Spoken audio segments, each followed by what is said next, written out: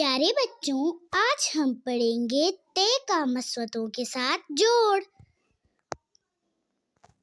ते को अलिफ के साथ मिलाएंगे तो क्या बनेगा? ते अलिफ ता, ते अलिफ ता। ते को वाव के साथ मिलाएंगे तो क्या बनेगा? ते वाव तो, ते वाव तो। ते को जब छोटी ए के साथ मिलाएंगे तो क्या बनेगा? ते छोटी ए ती, ते छोटी ए ती। ते को जब बड़ी ए के साथ मिलाएंगे तो क्या बनेगा? ते बड़ी ए ते, ते बड़ी ए ते।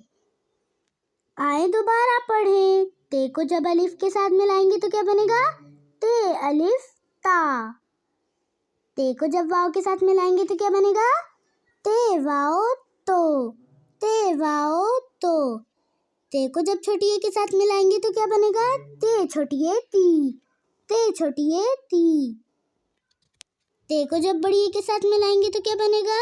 ते बड़ी ए ते, ते बड़ी ए ते। ता तो ती ते। मुझे सपोर्ट करने के लिए ज़्यादा से ज़्यादा लाइक, शेयर और सब्सक्राइब करें। Thank you.